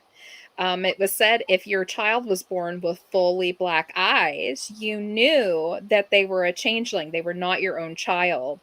And depending on what part of, especially Ireland, you were from, what you would do next was either number one, death by fire. They assumed that if they threw the changeling in the fire, that their actual child would come back, would like pop back into their existence. That never happened. No. In fact, they had a court case just from 30 years ago where somebody had done that. They were sure that their infant was a changeling and had thrown it in the fire. Yes. Right? Yes. Otherwise, a lot of families were scared. They didn't want to throw the infant in the fire, so they would literally raise this baby thinking that it was actually a fae, hoping that one day the fae would go ahead and switch them and give them back their real child. Yes, that's very true. And you know what's sad about that is back in the day, there were a lot of things that could go wrong with children that, people didn't understand. Yeah. Things like, autism, or where the child was different, or, where the child wasn't thriving. And it was, you know, a lot of times it would scare the parents. So they would immediately think, this is a Well, it's changeling, something supernatural, yeah. something supernatural. And they would take the child out and leave him under, I think it was an oak tree that they left him under. But the child would die, and that's a horrible thing to have happened. And that's just from lack of knowledge on the part of the human race at the time. Mm-hmm. That's sad. Yeah. But then again, you also had the parents who would go ahead and raise the child, not wanting to tempt the ire of the Yes, fae. the good folk, the fair folk. Yep. Mm-hmm. We don't want to make these people mad because they can do things to us and we can't even see them. Exactly. Yeah. So at just as Pam was talking, so she was talking about, people would often leave their babies because they thought maybe there was something wrong with them or they didn't want to have to deal with it. So if we scooch over to Scandinavia and that area there, we have something kind of similar, but this one goes even further. So these are called Maylings or Mylings. I'm not exactly sure how to pronounce it. I'm not sure. This one's a crazy one. So the myling comes into existence when a child is unwanted and is either killed or abandoned by its mother. The soul or some incarnation of that child is then forced to roam the earth until they can persuade someone to bury them properly. The only way to stop a myling is to either give it a name or bury them properly. Mylings are recognized by their black, soulless eyes and cries for a name, having been denied a proper baptism, and that comes from the Catholic side of it. That's not always the case. Legends say that if you hear a child calling for you, so if you're just like walking down a country lane by a little forested area, you could literally hear someone calling. It says you should offer them your name to allow you safe passage and to give them peace, right? So if we scoot over just a little bit, Norwegian Finnish folklore right there, it kind of bleeds into this. So they have something called the Utbird. It's the same as a myling pretty much. It's said to chase those people though, instead of just calling out to them. It wanders at night and it will jump onto your back. It will demand to be carried to the graveyard so they can rest on hollowed ground. They're actually supposed to be enormous. And the weight of them, they actually grow heavier every step that you take, so that that person is doomed to sink into the ground with them. So Oh you're being buried with them. no! Yeah. You Nope. sink into the soil with them from the weight of them on your back. Unfortunately, if you can't make it to the graveyard by the time that happens, the myling will either kill you from rage, or if you've already died from being buried in the soil, you are destined to come back as one of them. Ooh. No, There's a thank lot of Isn't you. that that terrible? folklore. Yeah, that you'll come back like that. That one's I just awful. Yeah. had a thought when you said that, and I'm not sure what Mm. triggered it. But we were talking about the children with no feet, that look Mhm. partially spirit. What if they are, half standing in one dimension and half in the other? Perhaps. Right? I mean, so I found there is some stuff that could help. I found out of China, there is a thing called the hungry ghosts, Yes. Yeah, I've heard of those. right?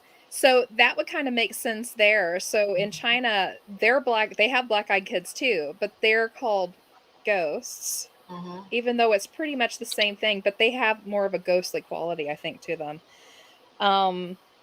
So I found a super interesting story from one of the villages in China. Apparently this was true. And it's still part of the culture in this village. They still talk about it. So it said, an angry spirit of a girl was terrorizing a southern village and bringing misfortune to all who lived there. The girl was angry at her wrongful death. No one seemed to know who she was, how or when she died, or who was to blame. The ghost was held responsible for numerous disasters and misfortunes. Miscarriages and infant deaths were said to be a result of close encounters with her. So every time you got too near her, somebody'd show up dead. She was described as being around 14 to 16 years of age and would appear in the village at night. Often, she would knock on doors, asking to be let in. She had long black hair and her skin was deathly pale, but her eyes were solid black. There you go again. Ugh. Yeah. But I guess this is part of the folklore of China. They're the black-eyed children from the realm of the hungry ghosts. My sister saw one of the black-eyed children at our parents' home in China. It was many years ago. She was a little girl about 8 years old and said she wanted food. She wanted to come inside and eat. This is what the hungry ghosts do. They always want something, but they can never be satisfied because they're stuck in a realm between worlds. If you let them in, great misfortune will befall you and your family. So, and so yeah, that goes back a long time. That does. it does. So So that that kind one of blows actually, the whole creepy pasta argument clear out of the water right there. yeah, It does. Big time.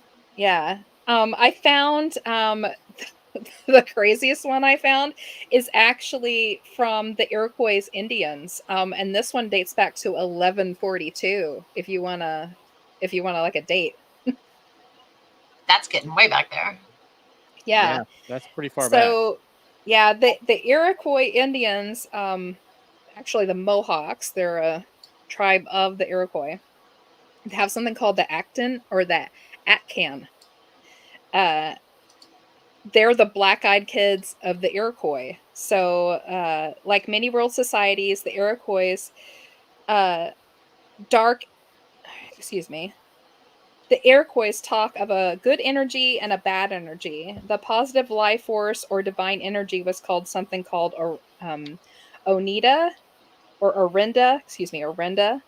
The positive energy of Orinda could be channeled to do anything and could be enhanced through virtue, training, and life experiences. However, opposite the Orinda was the Atcan. The Atcan is a broad term for the negative energy of things, beings, and or forces that live in our world around us, as well as try to penetrate this world from the underworld, the skies or other dimensions or consciousness and reality. Atcan was considered by the Iroquois an evil energy that could possess, destroy, and be focused as a weapon against people, objects, and animals. Some historical accounts have stated that the Mohawks of the Mohawk Valley believed strongly in the existence of witchcraft, and those who wielded the negative power of Atcan were often said to be influenced by the evil minded one. This dark archetype was a Satan like being who some said took the form of a reptilian snake man. Ooh. It was said that the evil-minded one was trying to manifest itself in human form and often tried mating with unsuspecting Iroquois women.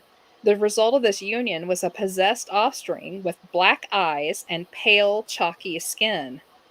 A black-eyed infant was usually killed at birth by tribal elders and burned to prevent resurrection. Holy These cow. black-eyed kids often never lived past a day or two after they opened their eyes. Other times, unlucky Iroquois children who found themselves lost or alone in the woods were easy targets for the evil-minded one to project Atcan into. Children would wander from the tribe and come back empty, with black eyes replacing their once normal eyes. It was said that the evil one who had stolen their Orinda and replaced it with Atcan They were now his loyal servants, doing his bidding and infecting other children with Atcan. The black-eyed kids were said to be peculiar acting. They repeated themselves frequently and paced around nervously. These evil black-eyed kids caused havoc amongst their tribe, as their goal was to destroy it with Atcan. The black-eyed children infected the Atcan that were infected with Atcan were said to be ferocious, mean, and often had a taste for human flesh. Ooh, Ew. dang. But did you hear, like, they were They hit. black eyes, white and chalky, they Yep. repeated themselves a lot, they were peculiar. Mhm. Sounds very. Yep. Yep. Sounds familiar? It does sound very familiar. So, yeah, anyone who says that Brian Bethel's story is the originator is full Yeah, of it. they Or are they've not full of done their He homework. just created the name. I have Yeah. one. You were kind of talking at one point about a scream being heard. It's been a story or two back. That's something that was really popping up in more than one story that I ran across, was some kind of unearthly, freaky screams. And I have one, and it's kind of a has a dual interest to it, because it talks about black-eyed kids potentially in some situations being an omen of death. Which, we can see that in some of these cases, because it seems like they're the cause of the sickness that causes the death as well. But this one was interesting because, so there's this lady, her name's Marcia, and this happened to her and her sister. So, normally it's one person that sees them. There's a decent amount of cases out there that has more than one person. This time it was her and her sister. And their mother had gotten really ill, and she was taken to the hospital, and she had heart problems anyway, so it didn't look well for her. And so they kept her in the hospital. And she lived alone. So Marcia and her sister went and stayed at her mom's house, and because she lived out of state. So made it easy for them to go visit mom or whatever. But she had two cats, and her husband, the mom's husband, had passed away a few years prior, so she was by herself other than the kitty cats.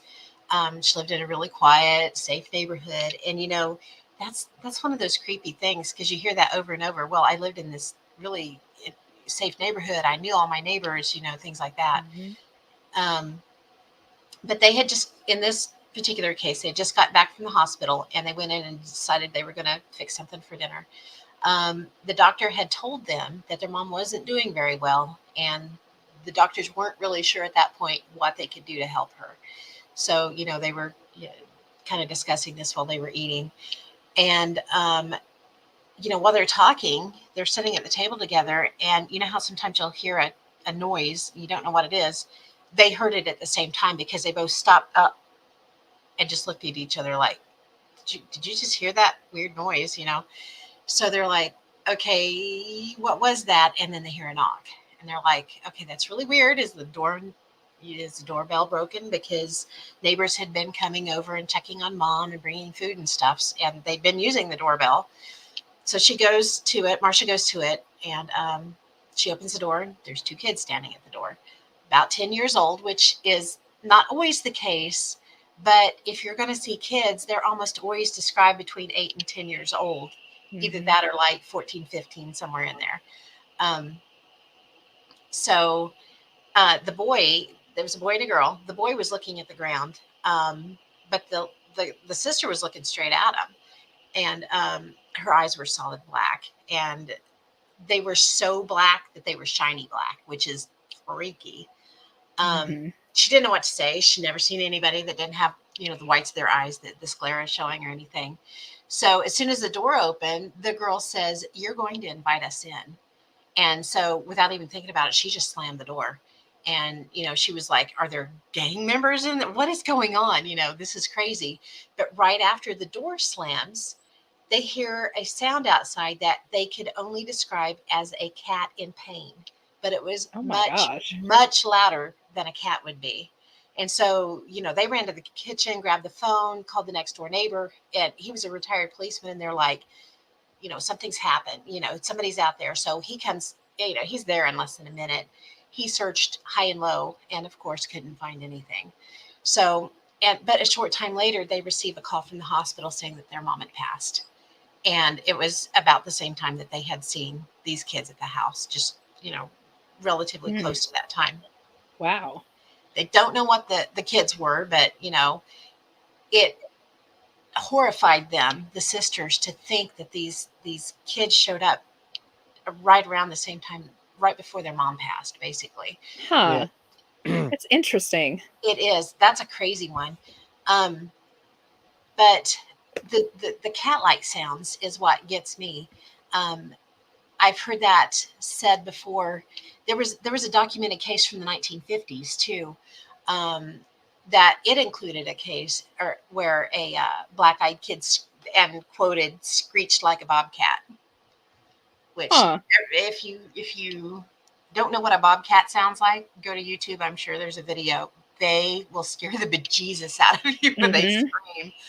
Absolutely. Yeah, they 100%. The sisters really truly think that was a manifestation of the death symbol of the passing of their mom, and I think Wow. that's horrible. But that one really really struck me. Yeah, that one's weird. That one is weird. Well, and Because then you're like, does it have anything to do with the death? Was that coincidental or? right. Because if they're like some kind of a harbinger, then that adds a even worse situation. Mm-hmm. Like you really don't want to see one then because So that almost gives them a banshee quality in this particular case, So Yeah, I don't know. Now you can't tell if you've really got a black-eyed person or not, because have you seen people with their eyes tattooed? Yes. Oh, yeah, but you can tell do the look difference, creepy. though. They're not Yeah. completely glassed over, though.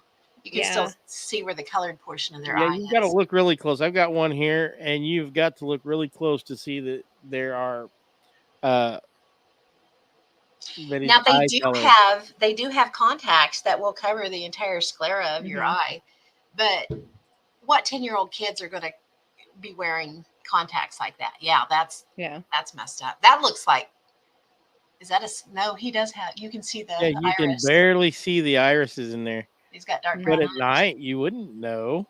No. That's just, yeah. But I mean, how common? This is a relatively recent. It's a relatively recent fad, yeah. And people are doing other colors besides black. Yeah, have you seen the brilliant blue? Yeah, I've seen the red. And it can blind them. I don't know why people would do that. Yeah. Has a very good chance of making them permanently blind. But people are still doing that because they think it looks cool. Yeah. Enzo said, I think there's other indicators with that individual that they really crave attention. Yeah. Because that's an attention getter like no other. Absolutely. Yeah, I've seen green. I've seen blue. I've seen red. Like I said, why would you? Jennifer, she said that person looks like an extra from Supernatural. Yes, he does. Yeah. Why would you damage yourself that way? Who knows? And even if they don't go blind now, they have the potential to go blind from it later on down the line. So it's like a ticking time bomb in your face. Yeah. Can you imagine, like, you would forever have to have sunglasses on just to be out in any kind of sunlight? The amount of light that would be coming into your eyes would just... So I don't know what they're doing. That's crazy. If you see a black-eyed adult, they're probably just dumb. Yes. They're probably not. There are some stories about black-eyed adults, though, which are kind of creepy. I have a really good one. You guys want to hear it? Yeah, go ahead. Yeah. Okay, let me scroll down and find it here. I was going to say, I think I have a couple too. Let's see. Oh, here's a freaky one. Okay, so this lady's named Shannon, and she's a professional massage therapist, right? And she'd been one for at least 7 years at this point. And, it kind of comes with the territory. You'll get the occasional creepy dude who thinks he's going to get a happy ending, kind of thing. But she reports for the most part, her clients were decent. They're athletes, they're business people, office workers, people like that. So, but she had this guy, and he came in, like, I think it was every other week, and he owned some kind of mortgage business. Really nice guy. Told her, he had a lot of stress because of all the number crunching and things like that. Worked sitting at a desk all day. So I guess it was weekly. He'd do weekly massages. He was there every Thursday like clockwork, always on time, never really talked or anything, which didn't bother her any, you know. But there was always something just a little off about him. But some people are just a little off, you know. So he came every week and he paid like he was supposed to, so she didn't question it. But then out of the blue, she did these massages with him weekly for almost 2 years. And then just one day, he just missed his appointment completely. And she was like, okay, I hope he's okay, you know, because this is really out of character for him. So she tried to call him early the following week to make sure if he was going to come in for the next scheduled massage. And she found out his phone was disconnected. She thought that was a little odd too, since he's a businessman. So she didn't fill a slot just in case he did show up. And he did. He showed up right on time, just like normal. And so she thought, well, maybe he was busy or just moved or, you know, something. So she commented, you know, hey, I tried to call you to check on you, but your work number was disconnected. It's out of service. And she said he just mumbled something that she couldn't really understand. So she was like, whatever. She just dropped it. And so he gets on the table and she starts doing the massage. And the first thing she notices is he's like cold to the touch. And she'd never really noticed that about him before.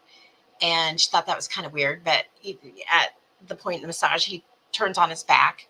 So she continues. And then she says that's when things get really weird. His cell phone, which was sitting on the table in the office with him, starts ringing.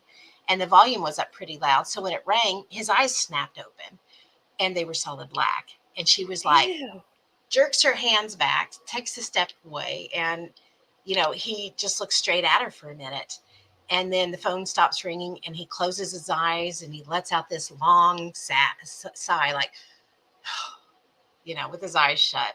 And then he opens his eyes and they're normal again. They're very dark. Ew. Yeah, he's got the whites again. So, you know, he was kind of squinting at her though. And so it's kind of hard to tell. And he's like, he looks at her and he says, you didn't see anything. Everything is fine. And so she's thinking, hell no, everything is not fine. So she starts yelling at him, get out of my office. And she turns her head away because she doesn't want to look at him anymore. She's so upset. And all the time he continues to talk in a very monotone voice, telling her everything is fine, that she should relax. She didn't see what she thought she saw. So she just starts yelling louder, hey, whatever you're trying to do isn't working. You need to get out now. So she leaves. She goes out through the side door. She goes and calls her friend, who's also a massage therapist, and has her come over. So when the friend gets there, they both go into her office and the guy's gone.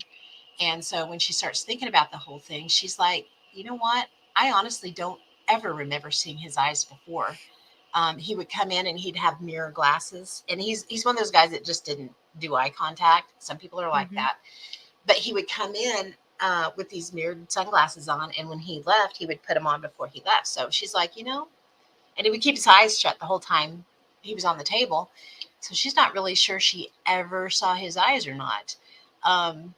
So in this case, is it the fear that she felt later saying, oh, I never saw his eyes? Maybe she did and just didn't think about it, you know, but how strange is that? This is someone that she is weird. knew for 2 years. Yeah. And it's strange that his eyes changed back and forth. Yes. So that's, ew, that's like I don't even know what that is. I don't either. But that was a weird adult one. Yeah. That I have a weird adult one too. It's not as weird as that, but still, and this one's creepy. No, so, I'm the weird one. At least your eyes are on the label. This one, it says it was from they're telling the story as an adult, but when they were a child. So it was a girl and she sold Girl Scout cookies. And one summer she was walking around her neighborhood, but wasn't having much luck. And she saw that a house down the way, a red car had just pulled in the driveway. So she went running that way thinking, I'm going to hit them, you know, while they're getting out of their car. And she said when she got there, 2 elderly people, one male and one female, was there. And a third person who looked to be a young woman about in her 30s. The elderly people saw me and got really excited. From far away, I thought their eyes looked black, but I assumed it was just because the distance between us. I didn't make anything of it, but I thought something was off about them when they started excitingly running up to me. So they ran at her. These two old people with black eyes. I put a smile on my face and said hello as they were running up, but my smile turned into an expression of horror when they came right by me and I saw that their eyes truly were pitch black. They had no whites in their eyes whatsoever. They looked down at me with these huge smiles on their faces. So you've got that Cheshire grin thing going on again. Yeah. Yeah. Almost a grimace as opposed to. Yeah, I just froze in place with fear. They looked at each other for a second, and the woman said something I couldn't understand to the black-eyed man, so there was some kind of a weird language. They looked right back at me. They were slightly bent down, and then just got right up in my face. Ew. The woman who was with them ran up, took their arms to pull them away, and sincerely apologized. She said, "I'm so sorry," and she hurried them inside. As soon as she took them and went back towards the house, I suddenly became unfrozen, so she had been frozen in fear, and ran the whole way back home. So, ew. Yeah, that's no bueno. No, that's terrible. Ugh. Was that their keeper from the government? I don't know. Maybe. No, I Do mean, they have keepers? You know, that goes back to the blonde with the white eyes. Yeah. right? Or Yeah, the Enzo said lady. the lady from McConnell. Yep. Yeah, Yeah. I don't know. Crazy. Interesting. We are almost at 9:00, you guys. The show goes fast when you show up a half an hour late. it does. I know. So, like, you know what? I don't know. Did you have a whole lot more, Pam, besides just stories? I have a bunch, but too much for the next 10 minutes for sure. So do we want to do a continuation of this? We can if you like. I did all my pertinent information. I have a lot of stories left, but whether we do Yeah. them or not is up to you. So we can push this to a second one or Let's not. do that. Let's do that. Okay. Because I feel like I missed quite a bit. All right. We totally can. And I It's gonna do be have story another time. question. Did you guys, by any chance, do What the Weird? We did. did. You did? I missed it. I'm sorry. Aww. I made a cute graphic and everything. I just didn't. I get to see did it put the fast enough. graphic up. Oh, you did? She did. I didn't have He the did. He stripe put it up. on it, Oh, cool. but I did do What the Weird. Yay! Yeah. Figured out Yes. how to make it into a slide, and I shared it. Awesome. Good deal. Okay, that makes me feel Yeah. better. So Darn it. Certainly. All right. So notebook game time. Notebook game time. All right. So I'm changing it up a little bit. I went to go grab notebooks, and I've been pulling out a lot of loose research that I've done, and I've been putting them into folders. Oh, So I grabbed one. So it's gonna be like a grab bag in there. I don't know what all's in there, but we'll just do it by pages too. So it'll just be one of the 5 notebooks, and if it gets chosen, you'll just choose a page like normal, and I'll just flip through that many pages of this loose research, and we'll just find out what pops up. So I'm just gonna shuffle it in here. Nobody's gonna know which number it is. Ah, there we go. Yeah, everybody start. It's notebook time. That's something else we need a good jingle for is notebook time. notebook Notebook time. All right. So if you want to play, if you've never done it before, I have 5 notebooks. Pick a number, and we're going to go 75 down now because most of my pages, I think most of them have 75. So pick a number between 1 and 75, and I will read to you whatever is on that page out of that notebook. So pick a notebook number 1 through 5, and then a page number 1 through 75. Yep. All right.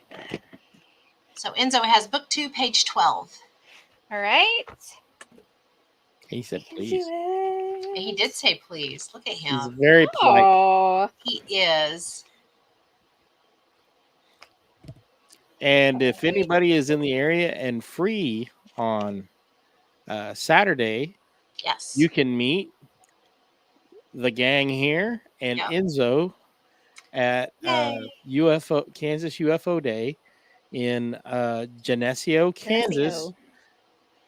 And it's from like 9 o'clock to midnight. So We probably won't stay till midnight, but you're welcome to come out. There's Spend other the day. things going on until midnight for sure. There are things going on to midnight.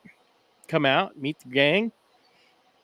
Yeah, we'd love to meet questions. everybody. Yeah, I mean, if you're in the area or you know anybody in the area you want to send by, we'll be there. And I promise we're going to try to get some good video and post it up on one of our pages. So, yeah. All All right. So this page has Egyptian artifacts found in the Grand Canyon. Ooh, nice. That was a good one. I want to revisit that. Yeah. So I'll just kind of read off the notes that I have here. So 1909, 2 stories were published in the Phoenix Gazette about the discovery of a great underground citadel hidden in a cave in the Grand Canyon. The first article from March 1909 mentions explorer G.E. Kincaid and his explorations down the Colorado River. The paper also notes that he made some interesting archaeological discoveries, but no details listed. The second article from April 1909, more in depth, said he discovered an ancient hidden city in hand-carved caves. He described the caves as having an Egyptian flavor, including mummies, a shrine with a figure sitting cross-legged holding a lotus flower or lily in each hand, hieroglyphic writings and war weapons, and copper instruments with sharpened edges as hard as steel. He estimated that 50,000 people had once lived in the tunnels and caves. The article also states that the Smithsonian was listed in the study and investigation of the site. The Smithsonian now denies any participation and claims they have no records on it. Shocker. Yeah, exactly. Yeah, the area has many Egyptian names to it. Tower of Set, Tower of Ra, the Horus Temple, the Isis Temple, the Cheops Pyramid, blah, blah, blah, blah, blah. All names within that area of the Canyon Valley. So just interesting to note that those names are there. On that note, I have not done the research, so I do not know the veracity of this statement, but I have recently saw information where a map of the Americas that predates Columbus may have been found with some hieroglyphs. Ooh. Really? Yeah. That's interesting. Yeah. I have not verified this at all yet because I just came across it today, but it is something I'm going to research. So that's something interesting to note that may be related. Awesome. We'll have to talk about that sometime. All right. Do we have another one or do you guys want to pick one? Yeah, somebody else choose one. 432. There we go. Okay. 3, 4. All right. Let's see here. I'm sorry if you guys can hear the neighbors' fireworks over my microphone. I can hear them. You may hear them. Mine too. They're shooting them in the swimming pool parking lot. This mic is pretty good at not picking up stuff that it's not directly pointed at, so I'm hoping you guys can't hear it. We found out Stewie is not a fan of fireworks at all. Yes. Good thing he will be moving out with his boy. Yes. He's gonna love it. You should see the living room window. It goes clear to the floor. So he's gonna be just He'll be on the 4th floor, so yeah. Definitely. Okay. So this one. Well, let me go back a page and see what it is we're looking at. Oh, okay. So this is that's the Kentucky one. Yeah, the Kentucky land curse. I actually think we've done this. I think we've done this one before on a. Yeah, we've talked about this on several shows on ours and yours too, I think. Yeah, the curse of yellow hair. So this is all what did Enzo say? Jess, do the notebooks contain any stories of angel hair falling from the sky in Kansas? No, I don't think I've ever heard of that. I haven't either. I think I've heard about it, but I can't remember where. I'll have to look that up. That's wild. Kentucky land curse. So this is right up Enzo's alley. This is his stomping grounds. This comes from the old Shawnee stories and histories. A battle that eradicated the prehistoric race of white giants in the Ohio River Valley, and the land curse that went along with it. Supposedly, the chief or leader of the white tribe of giants was called Yellowhair. They were mound builders and had control of all the surrounding areas of the hunting and fishing. A nearby tribe of Shawnee wanted use of the area too. Their chief, Hawkwing, sent men to ask Yellowhair to share, or they would massacre the white tribe and take the land. Yellowhair refused. The Shawnee attacked. The white tribe were run over and slaughtered. Yellowhair cursed the Shawnee and the land before he died. And to this day, everyone who has owned that land and all the descendants of Hawkwing have died in odd and untimely ways.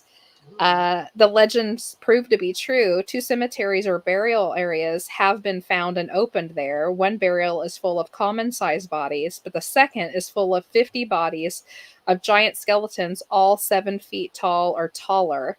All are men, buried facing east in an upright sitting position. Each one has a smashed skull on the left side. Each had a weapon resting on their lap. One burial, whose body was exceptionally tall, had a more ornate weapon and objects, and is believed to be Yellowhair himself. Owners of the land over the years have died untimely deaths or do not keep the land long. The last owners was a grandmother and grandson who died together in an untimely car accident. Ooh.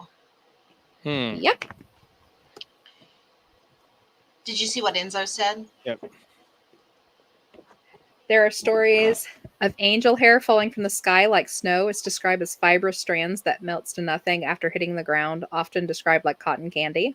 That's I will have to look that up. Maybe Yeah. we'll do a little bit on that one on the next show. Yeah, that could be cool. Yeah. Mark, can you pull up that thing that I added?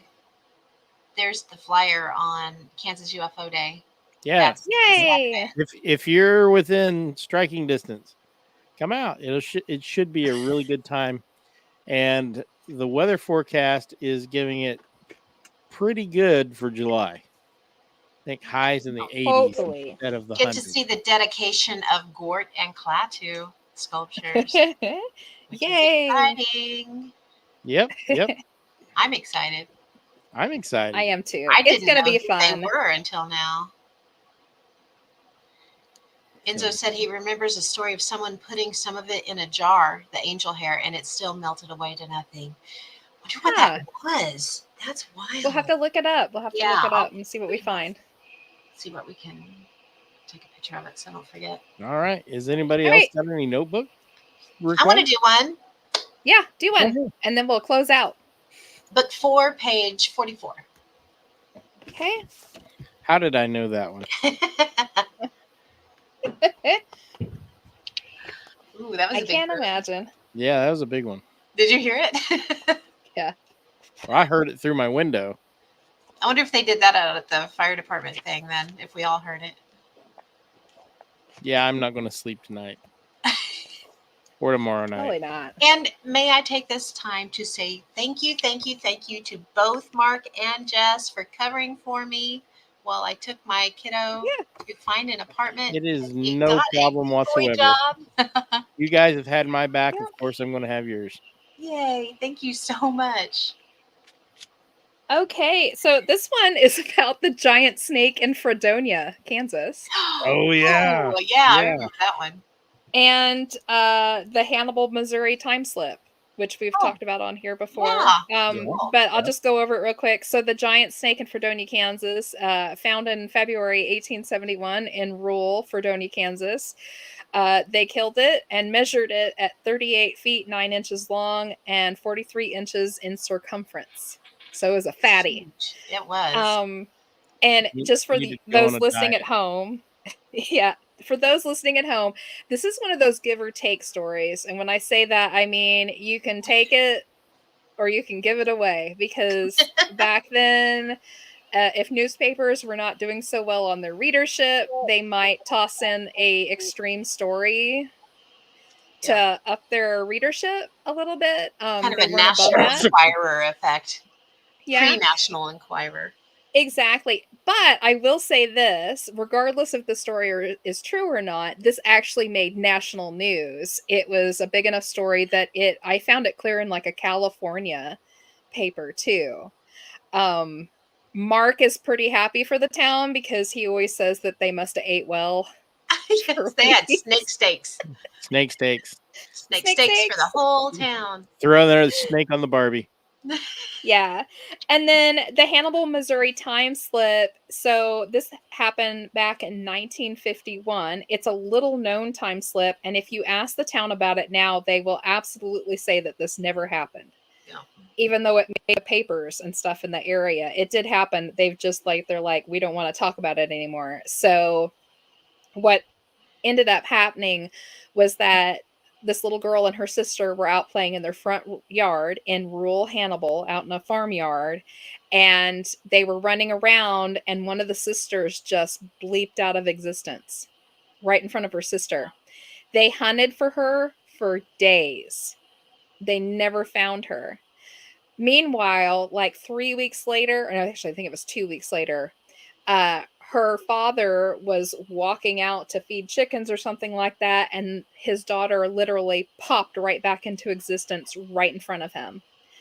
Although she was deathly ill, they ended up taking her to the doctor. She was filthy, she smelled, she was very gaunt, like she hadn't eaten, and she was very ill. And after they did some tests and the doctors looked at her, they realized that she had the plague. She's the only person who's ever died of the plague in the modern US. And while she was ailing away on her deathbed, she told the story about how she went to a place where they had cobblestone streets, and they threw their urine and everything else onto the roads along with the horse poop, and no one would take her in, no one would feed her, and she basically lived off the scraps she found in the streets for weeks while she lived there. Which is probably how she got the plague, because Probably rats and things carried the plague. Fleas Still do to this day carry the plague. We're just able to not die from it now, thanks to modern medicine. Antibiotics. Yes. But unfortunately, it was too far gone in her, and she passed within 3 days of popping back into existence. Now, if you ask around there now, they'll claim that that never happened. But it was just back in the 50s. I mean, it was in the paper. What's interesting about that is, in a lot of these stories, there should be a death certificate where you see someone that pops out and then 2 weeks later they pop back in the same place. How are they marked? There has to be a marker on them or something that ties them to this place, that specific spot where she left from, that she's able to come back to. How does that? I wonder how it works. Rubber band effect. That's kind of what that's a good name for it, because it's been a boomerang kind of postulated in a number of scientific and so there is a word for it then. The rubber band effect. It's been postulated a lot in science fiction. Mm-hmm. But it's not really anything that anybody holds any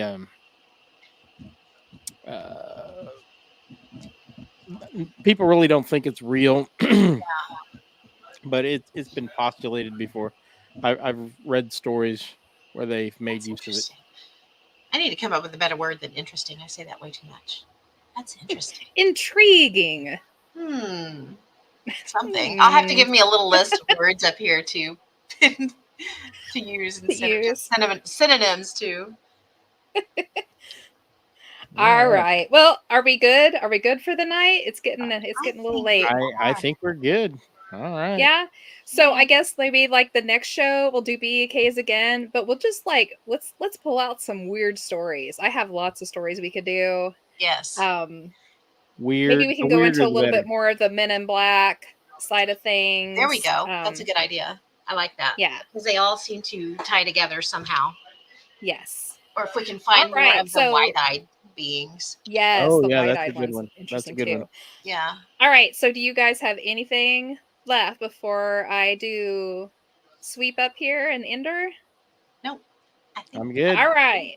Okay, so before everybody leaves, stay for just one more minute. So big thanks to Mark, especially for helping us set this up tonight, because Pam had to be gone for a little while. He's our savior. Thank you, sir. Well, I am most pleased to help you guys anytime I can. Yay, we appreciate you so much.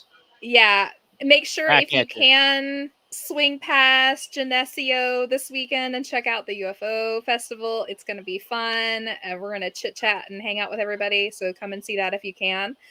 I also want to, I said this at the beginning, but I'm going to say it again. A huge, huge thank you to all of our new followers on Facebook. You saved our toast. Absolutely.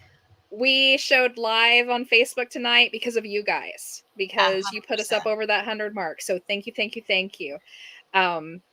Remember to like, share, and subscribe, and hit that bell, and find us on social media.